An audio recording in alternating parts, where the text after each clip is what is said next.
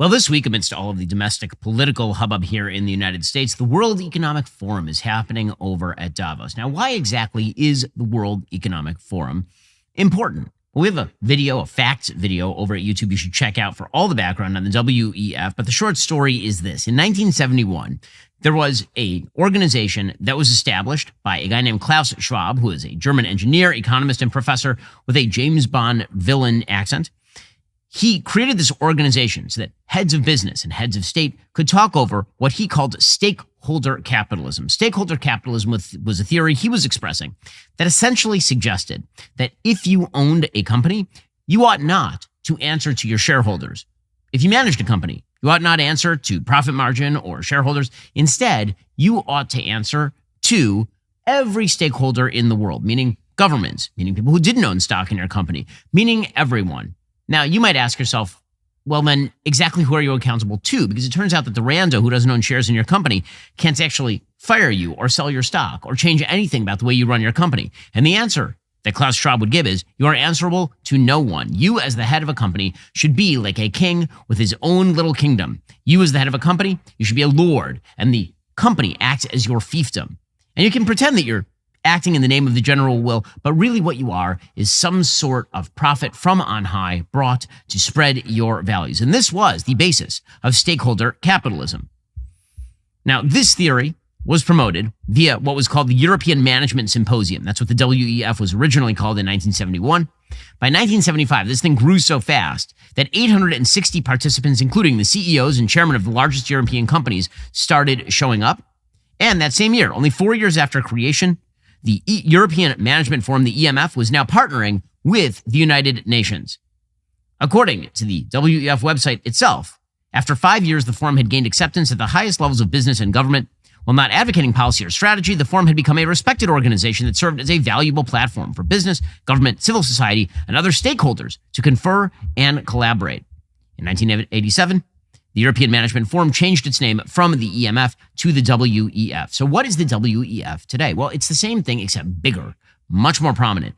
10,000 people show up at the WEF every year. But the people who are on stage, the people who are meeting in the back rooms, are all of the global influential people. You're talking about the heads of major corporations and the heads of government. And they all come to pat each other on the back and explore what they have in common. And what they have in common is a very peculiar set of values that you do not share with them. It's a set of values that suggest that they are responsible for solving all of the world's problems. What are those world problems? Well, problems like war and peace. They should collude and decide what system prevails everywhere. Problems like intolerance. They should collude and decide what information you are capable of seeing and understanding. Problems like the climate. They will get together and they will restructure entire swaths of the global economy in order to fight back against climate change. This is what they do.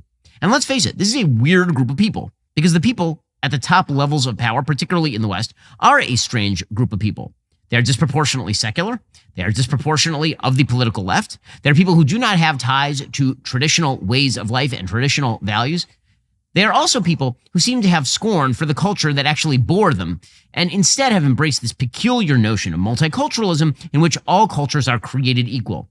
And that leads to this really sort of paternalistic and odd look at the WEF, where people are walking in wearing $5,000 suits and $20,000 watches, and then they are paying homage to poor Native Americans or natives of Europe or whatever who are showing up and breathing on them. We'll get to more on this in just 1 second. First, if you're like me, there's not a day that goes by that you don't call or text someone you care about.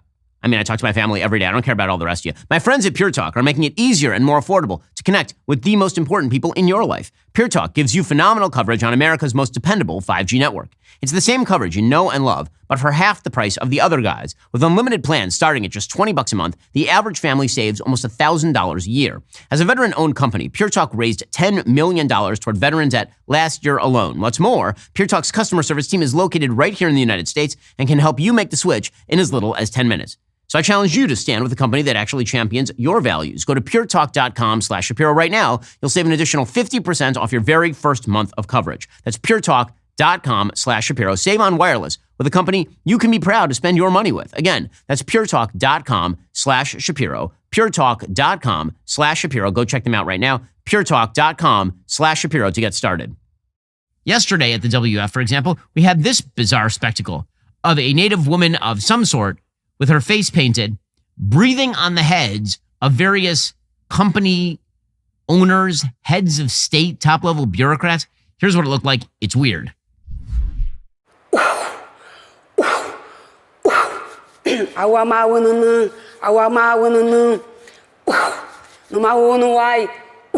Why should I?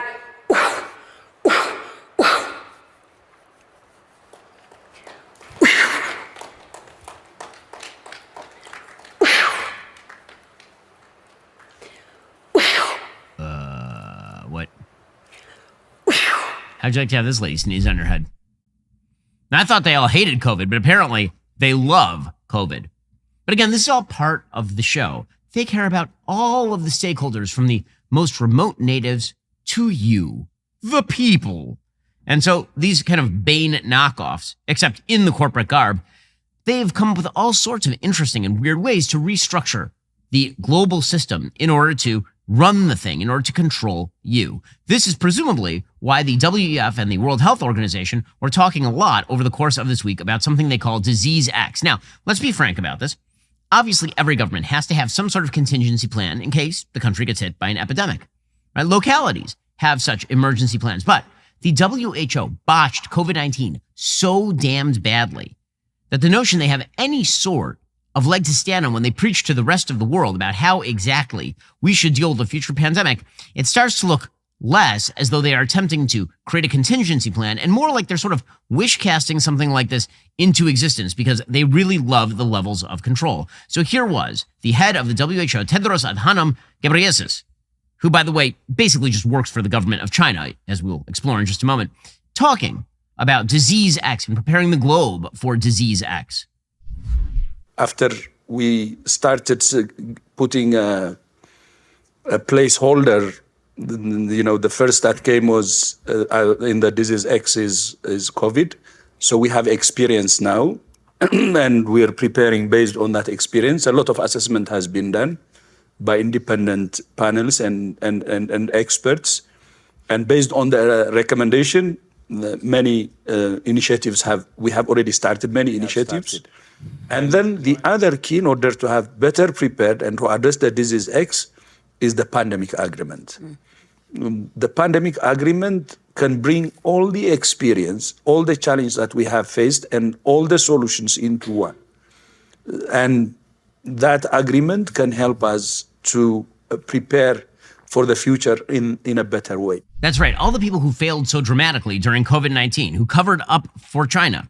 And the WHO, remember, was a Chinese cutout. China was actively hiding information from the rest of the world. They knew this pandemic was spreading since about November of 2019, and they said nothing to the rest of the world. Then they lied to the WHO that it was not being transmitted human to human. And the WHO dutifully repeated all of that because they wanted to keep China in the fold, sponsoring the World Health Organization. These same people are still insisting that they ought to run things going forward. There is never any accountability because this is the beauty of a stakeholder system as opposed to a shareholder system. When you own a share in a corporation, you have a vote. When you have a stake in something, just broadly speaking, it kind of means nothing.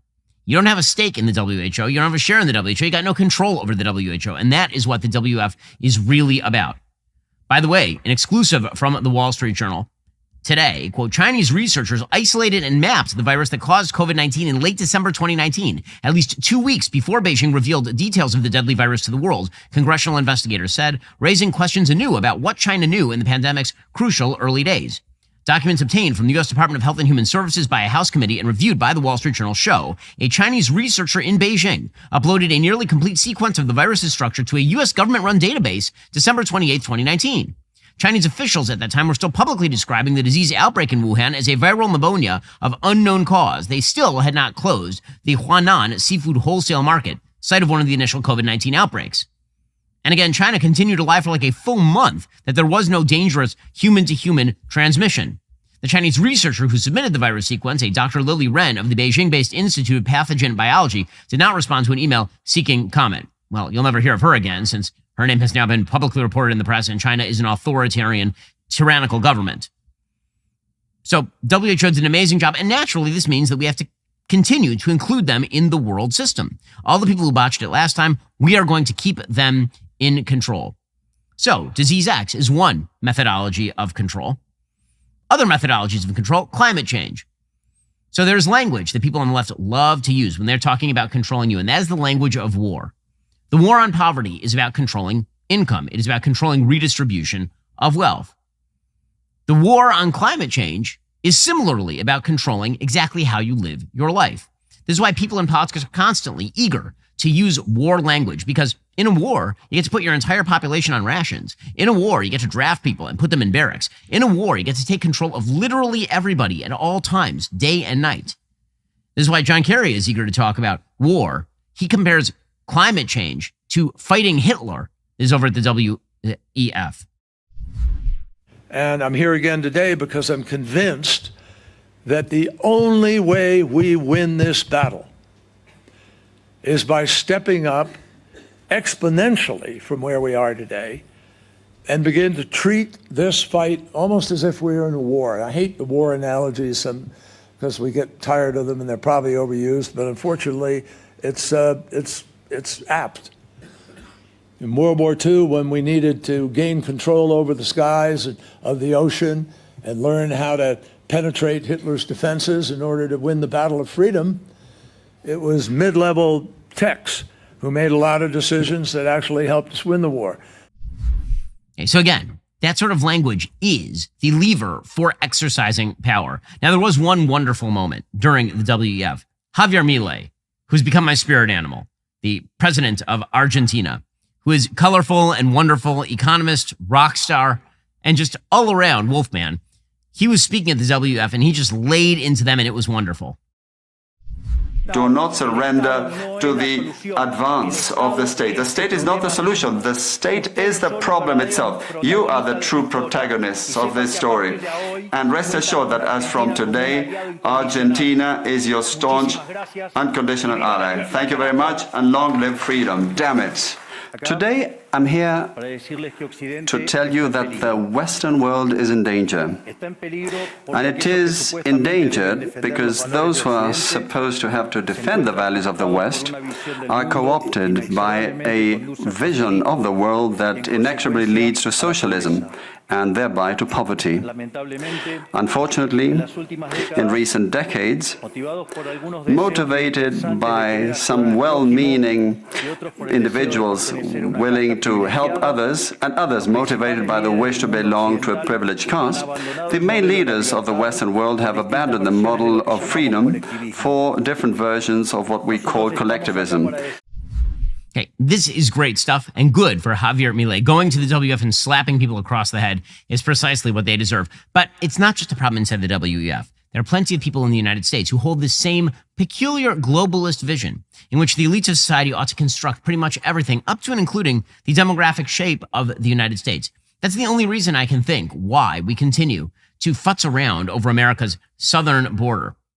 We'll get to more on this in just 1 second. First, put some prep in your step with Good Rancher's New Year, New Meat Special. Delicious, safe, convenient meal prep, just one box away. 2024 is your year to ditch the mystery of the meat aisle and get American meat delivered right to your door instead. When you subscribe to any box of Good Ranchers, they'll add over 2 pounds of pre-trimmed, better than organic chicken breasts to your order for free. Not once, not twice, every order for a year. Good Rancher's chicken will change what you know about chicken. It is pasture-raised, given 0 antibiotics or vaccines. It's so tender and juicy, you're not going to believe it's the same meat you've been eating most of your life. Stock your fridge with easy-to-prepare, clean, delicious meat all year long. If you're not sure which box to choose, try their brand new Weekly Essentials box. It's full of pre-trimmed beef and chicken that helps you meal prep so you can save time without sacrificing flavor. Simply head on over to goodranchers.com, use my code Shapiro. Enjoy free chicken in 2024, plus an additional $20 off your very first order. Change the way you buy meat. Switch on over to Good Ranchers. Subscribe today, use my code Shapiro, and claim over $200 in free chicken and New Year savings. GoodRanchers.com, American meat delivered. So, apparently, no compromise is coming on immigration. That's because the White House refuses to just pass H.R. 2. H.R. 2 is a strong on-the-border security bill from the House Republicans. Instead, they're proposing a series of changes that would remain extremely soft on illegal immigration. Speaker Mike Johnson, to his credit, is refusing to go ahead with any sort of compromised border bill along the lines that Democrats are looking for, according to the New York Times. Speaker Mike Johnson on Wednesday dug in against President Biden's efforts to revive stalled legislation to send aid to Ukraine, saying the Republican-led House would not entertain it unless Democrats agreed to a far more severe crackdown at the U.S.-Mexico border than they have been willing to consider. He said, "I told the president what I've been saying for many months. It's that we must have change at the border, substantive policy change. We must insist that the border be the top priority. Well, Joe Biden had summoned the lawmakers in both parties to lecture them about Ukraine, about the importance of repelling Russia's invasion, but he refused to actually commit to any serious changes at the border. Meanwhile, some of the Senate Republicans are ready to cut any sort of deal, apparently. Senate Republicans said they are hopeful. Senator Mitch McConnell of Kentucky, who's fairly soft on immigration, said the Senate could vote as soon as next week on a national security spending bill combining border measures with military assistance for Ukraine and Israel as well. It seems to me that what is being proposed in the Senate is far too weak for Republicans in the House to sign on to. So leading Senate Republicans are saying this is the best chance the GOP has had in years to secure serious border policy concessions from Democrats. But I really doubt that. I think that Joe Biden is willing to cave more than he has thus far. So what exactly is being proposed at this point? Well, it's something called the Dignity Act. So the so-called Dignity Act was originally brought up in 2023 by Representative Maria Elvira Salazar of Florida, who I know, she's a delightful person, but she's wrong on this bill, and other co-sponsors, including people like Veronica Escobar, Democrat of Texas. And again, this is a fairly weak immigration bill.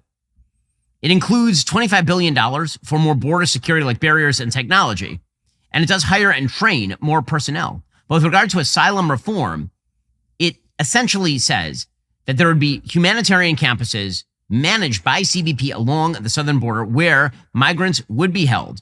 Asylum officers would then conduct asylum interviews and make final determinations on the campuses. Migrants would have access to medical staff, licensed social workers, mental health professionals, child advocates, private organizations that provide humanitarian assistance and legal counsel. Under that bill, within the first 15 days, the staff would provide an initial screening, including criminal background checks, biometric data, verify identification, conduct medical assessments, and migrants unable to establish a credible fear during an initial screening would be subjected to expedited removal from the United States. Then, presumably, asylum seekers would theoretically be held for another 45 days, although it's unclear to me whether they would then be released into the United States, because otherwise things are just going to continue to swell at the border. Obviously, one of the big problems here is how do you establish credible fear? What exactly does credible fear look like from a migration official with the staff of these humanitarian campuses? According to the bill, within 45 days of passing the initial credible fear interview, a trained U.S. Citizenship and Immigration Services asylum officer would review the individual's asylum claim and make a final determination. Asylum officers must deny, approve, or refer complex or uncertain cases to an immigration judge. So basically, you would end up with the same sort of backlog that you currently have.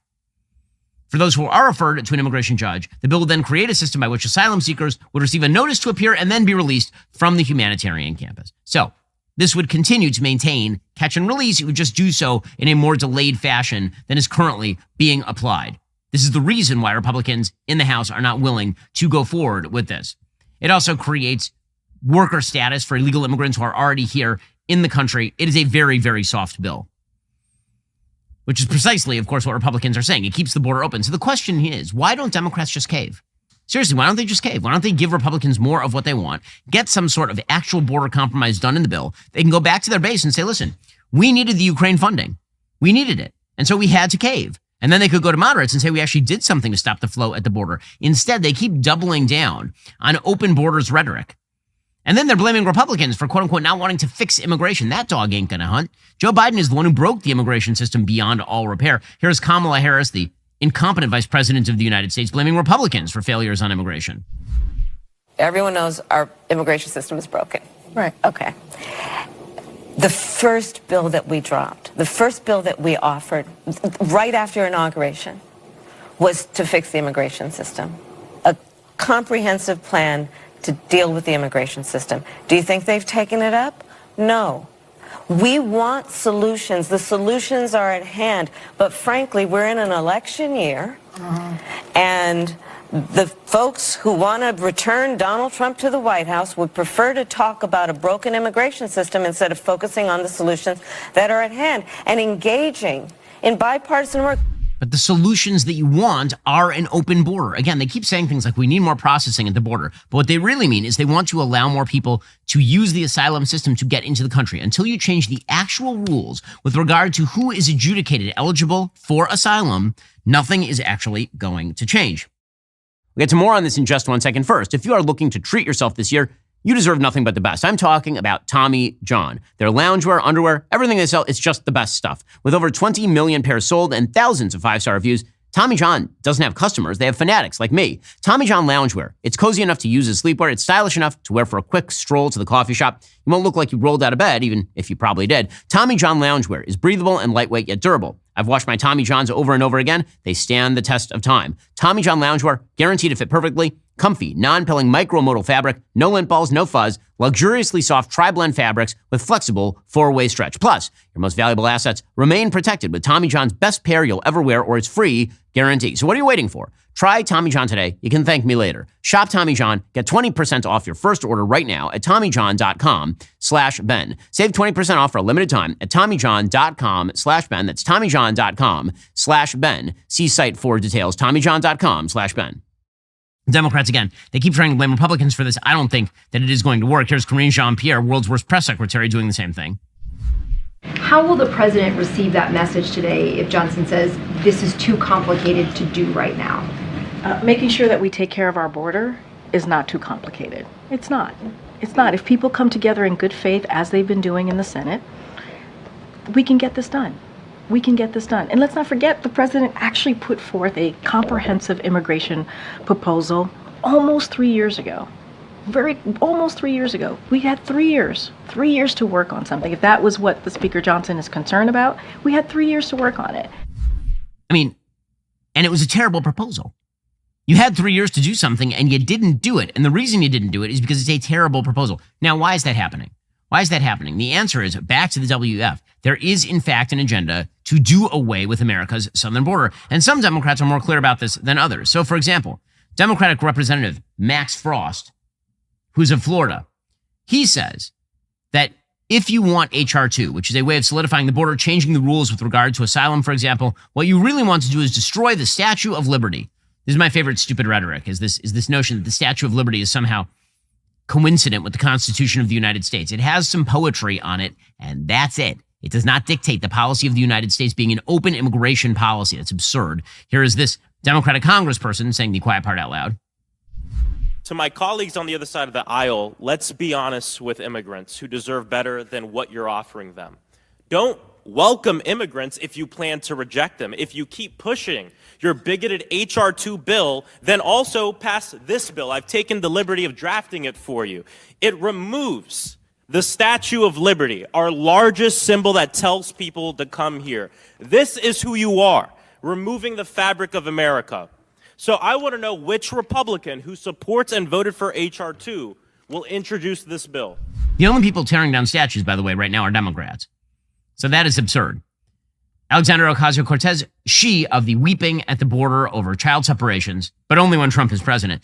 She is also saying the quiet part out loud, which is they do want the open borders. They want those open borders and they want them bad. Virtually every single member of this committee is here today as a result of and thanks to more open U.S. immigration policies. And the idea of slamming the door when we desperately need these migrants, when we desperately need it, and what we need is an orderly process. It's not that we don't need or want folks to come. It's that we actually have to make it easier for these individuals to participate in our economy, get a job, support themselves, and live the American dream. And what this conversation is about defending the American dream. The American dream, presumably, is that there be no border whatsoever.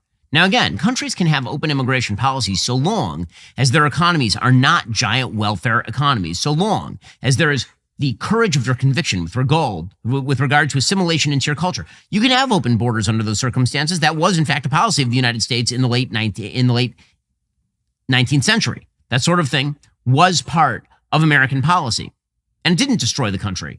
But once you had a welfare state, it changes all the math pretty dramatically. And not only that, once you add on to that a multicultural notion that people don't have to learn English, but they don't actually have to learn American customs and ways of life, then of course the social fabric of the country is going to fray. But AOC doesn't care about any of that. She's perfectly happy to see the social fabric of the country fray because she agrees with the basic premises of many of the people at the WF that top-down administrative control over nearly every area of life is better for you, and that borders are parochial, borders are wrong. Of course, it's the World Economic Forum, not the National Economic Forum. Now, there's still some Democrats, or soon-to-be former Democrats, who acknowledge the reality about this. Joe Manchin is one of them. The senator from West Virginia, he says, well, of course the border is worse under Biden. Everybody knows that. One of the leaders of the president's reelection committee come on with Bret Baier yesterday and said Donald Trump did nothing at the border and the border's better under Joe Biden. Do you think that's a correct assessment? That is absolutely false. They are living in la-la land. It's a disaster, and they know it's a disaster. So let's fix it. And the only thing I would implore the president to do, to consider this and to do it immediately. If Congress cannot come together, because the perfect could be the enemy of the good, you have Republicans that might want to shut everything down, throw any type of immigration out the window, and you have Democrats who might think everything's fine. It's not fine. It's a disaster. It's dangerous. And I would implore the president to declare a national emergency and secure our border immediately if Congress can't do something this week. By the way, it is worth noting here that immigration is a top issue for both Democrats and Republicans in the upcoming election, which is just another reason why Donald Trump is running so durably against Joe Biden, despite all of his legal troubles, foibles, and myriad excesses. Speaking of which, there's a brand new poll out of New Hampshire. This is not a C+ rated American Research Group poll. This poll is from the St. Anselm poll of likely voters, and it finds that Donald Trump currently has a 14-point lead on Nikki Haley in New Hampshire. He is at 52%, Nikki Haley at 38%, and Ron DeSantis at 6%. As I've suggested, I think that Trump has the momentum. I think, effectively speaking, just based on the data, the race for the GOP nomination is over. But Democrats have no strategy, of course, to deal with Donald Trump other than simply targeting him as a human being. This, of course, is Kamala Harris's plan. Here she was yesterday suggesting that she is scared as heck. She's running against the crazies, like, of course, Donald Trump. What could happen if Trump ever became, God forbid, president again? And what are you going to do to stop the crazies? I am scared as heck. Yeah. Which is why I'm traveling our country. You know, there's an old saying that there are only two ways to run for office, either without an opponent or scared. So on all of those points, yes, we should all be scared. Yeah. But as we know, and certainly this is a table of very powerful women, we don't run away from something when we're scared. We fight back against it. Yeah. This is what we call a little bit of strength right here with the bouncing of the shoulders. That's when you know that she's about to lay one on you real thick. What's hilarious about all of this is, of course, if the entire pitch against Trump is leave our incompetence aside and focus in on the fact that Donald Trump is a big, bad, mean orange man, that's not going to work. Jamie Dimon is not remotely a radical Republican. The JP Morgan CEO, he was asked yesterday about Joe Biden's campaign chance. He's like, Joe Biden's in a lot of trouble, and demonizing MAGA Republicans is not going to help him.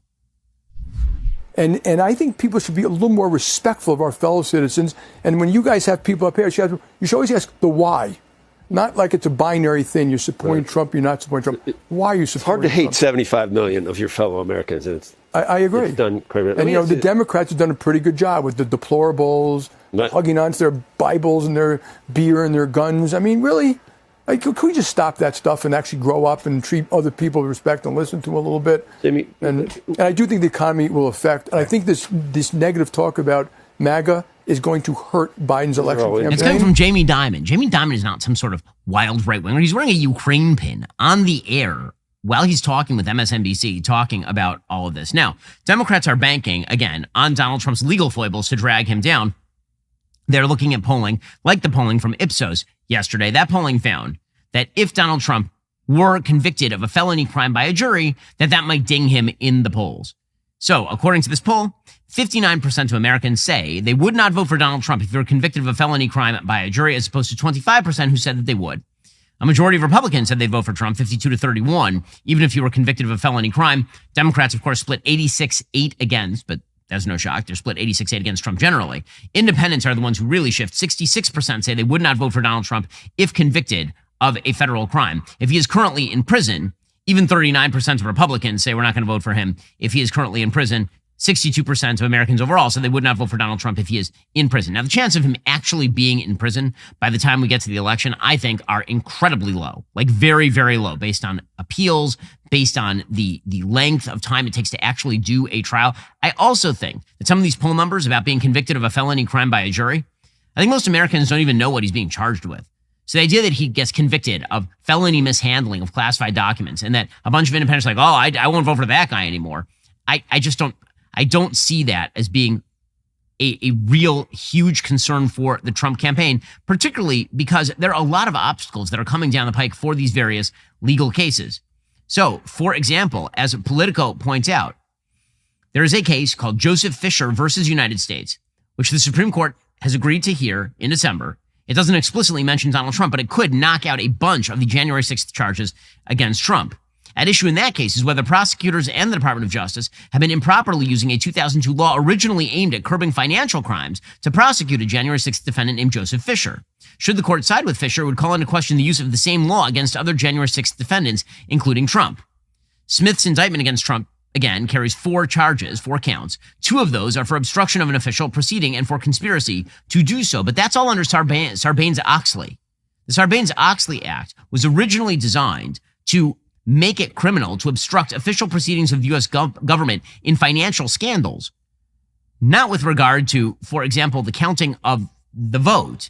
And of course, Donald Trump taking legal means, like filing lawsuits or calling people on the phone and saying, if you could theoretically get certified as an alternative state elector for your state, would you go and talk about that in Washington? Like, first of all, the crime may not be a crime. Second of all, the crime in this particular case may be completely in the wrong category, and the Supreme Court could easily say Sarbanes-Oxley was never meant to apply to Donald Trump's January 6th activities. As Politico says, the impact of Fisher on the January 6th trial against Trump might not be known until after the Supreme Court wraps up its term in June, at which point it could knock out half of Smith's counts against Trump. Meanwhile, the other cases that are currently in play, like, for example, the Alvin Bragg case in Manhattan, that case is a joke. That case is a joke. Think about it this way. Donald Trump right now is running an incredibly durable, even campaign against Joe Biden. Right now, he is up in many of the polls. He is in the middle of his second defamation trial with E. Jean Carroll, and he's yelling at the judge. I mean, literally yelling at the judge, and no one cares. Literally yesterday, there was an exchange between Trump and a judge named Lewis Kaplan in which the judge said, Mr. Trump has the right to be present here, but that right can be forfeited. Mr. Trump, I hope I don't have to consider excluding you from the trial. And Trump shot back, I would love it. And Kaplan said, I know you would. You just can't control yourself in the circumstances, apparently. It's hilarious. And no one's going to care about that. Like, seriously, no. How is that going to hurt Trump? The answer is it's not, because everything is baked into the, as I've said for a while, every single thing is baked into the cake except for the circumstances of the United States. And that is not in Donald Trump's control. That is in Joe Biden's control. And increasingly, it's looking very bad. We'll get to more on that in just one second, particularly some economic news. First, you may have noticed, we at the Daily Wire, we like biology because there are only 2 sexes. And that's obvious. It should be obvious to everyone. But some of our loyal customers point out a flaw in our Jeremy's shop. We only cater to one of the sexes. Jeremy's Razors is all about equal opportunity to shop that woke-free economy. That's why we have Jeremy's Razors for women, because women deserve the same quality woke-free blades as men. 2 sexes, 2 razors. It really is that simple. When God makes a new sex, then I guess we'll have to make a new razor. Plus, we have a line of personal care products for our better halves, including moisturizing shave cream, lotion, body wash, and deodorant. Ladies, head on over to jeremy'srazors.com right now. Get your razor and personal care products today. Okay, meanwhile, speaking of Joe Biden's economy, story out from the Wall Street Journal today, and it points out that we have a bunch of economic trains coming down those tracks. And we are tied to those tracks like, no, it's not going to be great. And Joe Biden is a very, very bad Dudley Do-Right. According to the Wall Street Journal, the troubling commercial real estate market is bracing for a record amount of maturing loans, boosting the prospect of a surge in defaults as property owners are forced to refinance at higher rates. In 2023, $541 billion in debt backed by office buildings, hotels, apartments, and other types of commercial real estate came due. That's the highest amount ever for a single year. According to data firm TREP, commercial debt maturities are expected to continue rising, with more than $2.2 trillion coming due between now and the end of 2027. Most of those loans have so far been repaid or extended. In 2022 and 2023, many owners were able to exercise 1 or 2 year extensions built into their original loans, but those extensions are now burning off. They are coming due. That means many borrowers have to confront that higher rate environment, and that is depressing property values.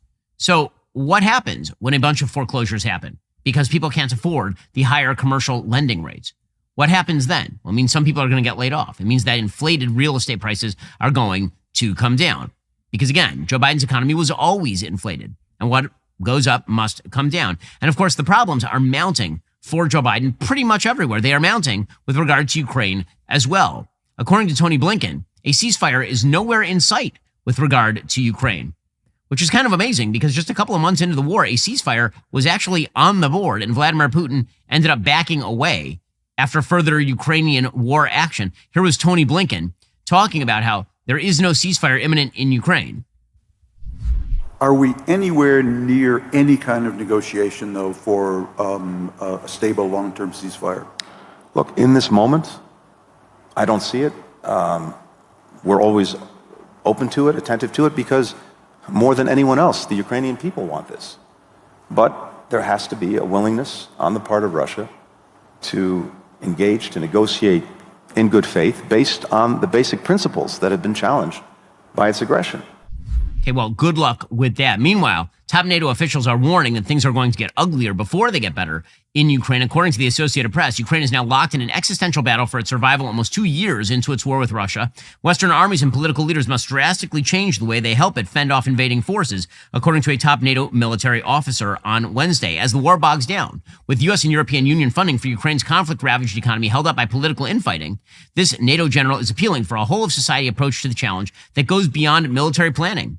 He said we need public and private actors to change their mindset for an era in which everything was plannable, foreseeable, controllable, and focused on efficiency to an era in which anything can happen at any time. Does that sound like a great pitch for Joe Biden's administration? Like that's the bumper sticker?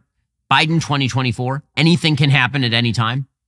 Does that make you feel a sense of quiescence, an internal solidity? Does that make you feel secure? I mean, the answer is, of course not, because why would it? The world has become significantly more chaotic under Joe Biden. That is particularly true, obviously, not just in Ukraine, but also in the Middle East.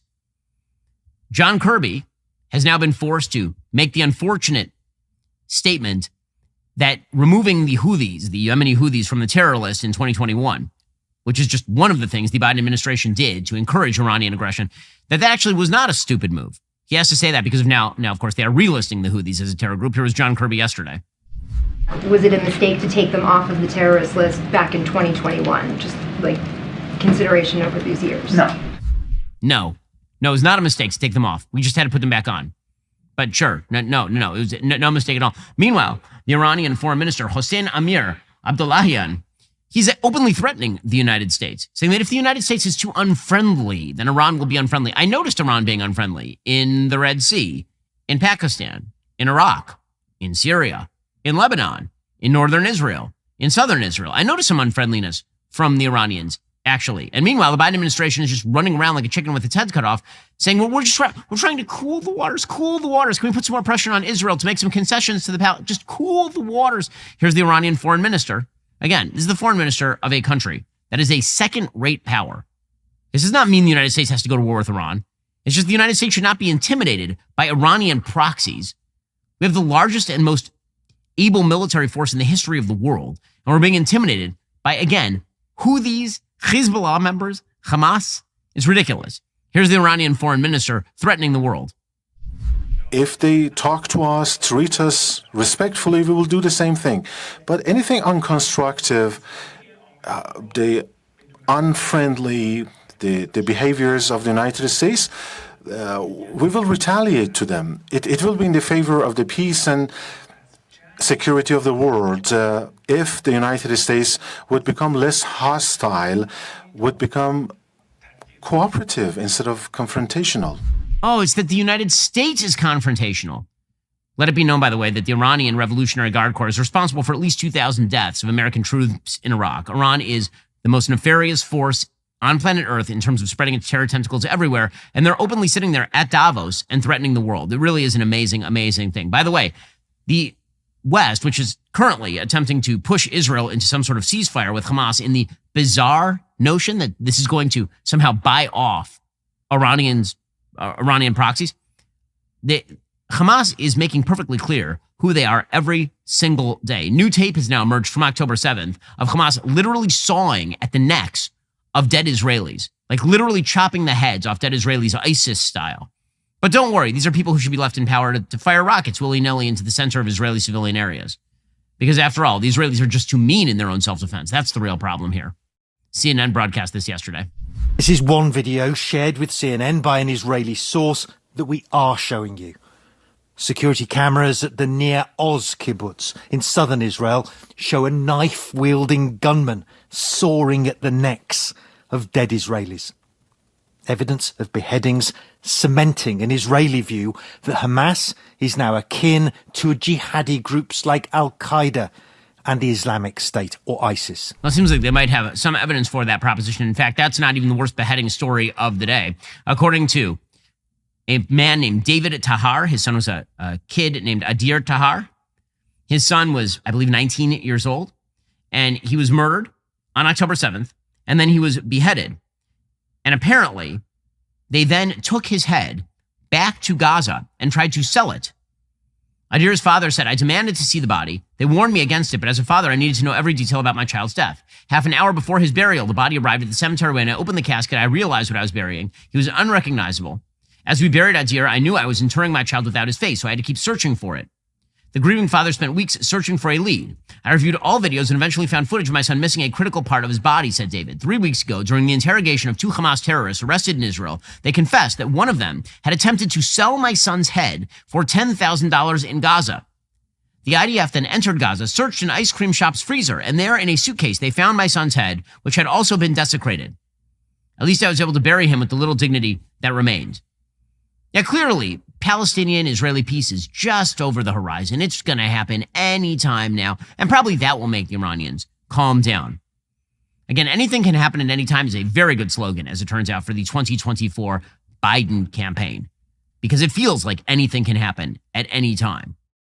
Meanwhile, the Supreme Court is about to make a very critical decision that will, in fact, shift an enormous amount of power back to the legislature. This is a really big story that is going largely under the radar because it's a little complicated.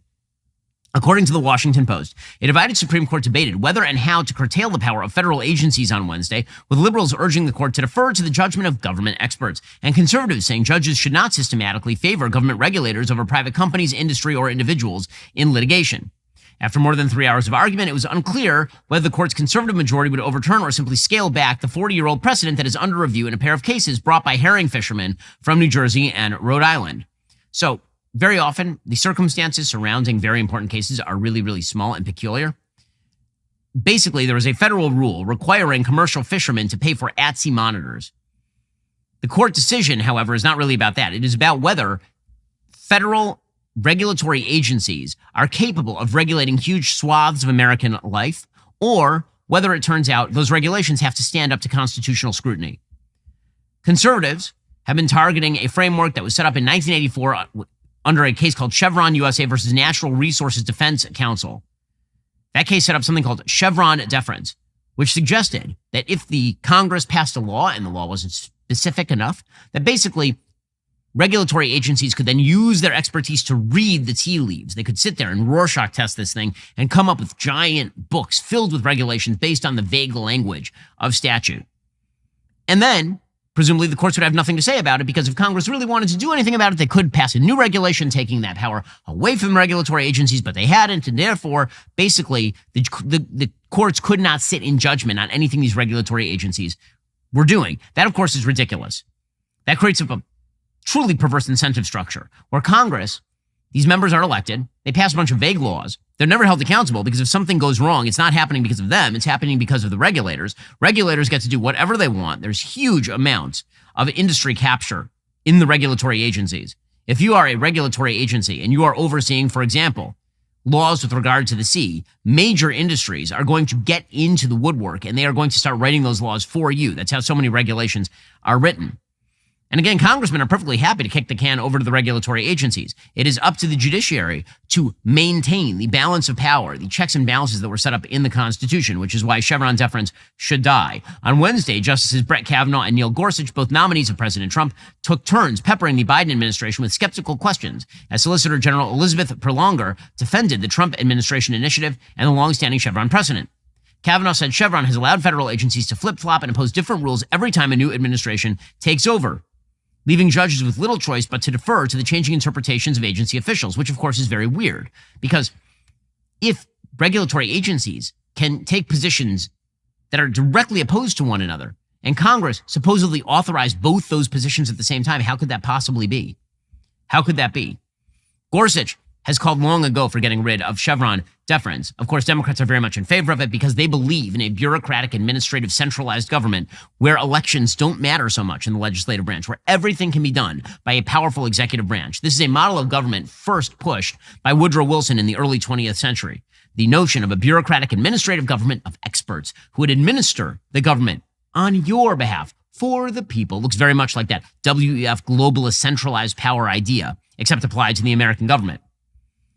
It'll be interesting to see which way Chief Justice Roberts and Justice Amy Coney Barrett go on this one. It is possible that what they do is they say, we don't like how this particular regulation is being purveyed. It's also possible they get rid of Chevron deference entirely. They should. They should get rid of Chevron deference entirely. The notion that, again, regulatory agencies ought to be unanswerable entirely when it comes to their interpretations of statute by the judiciary hands way too much power to the executive branch of government. A restoration, by the way, of checks and balances in government, where the legislature legislates and the executive branch executes and the judiciary adjudicates. That would be the single best thing that could happen in the United States to restore any level of credibility in our government.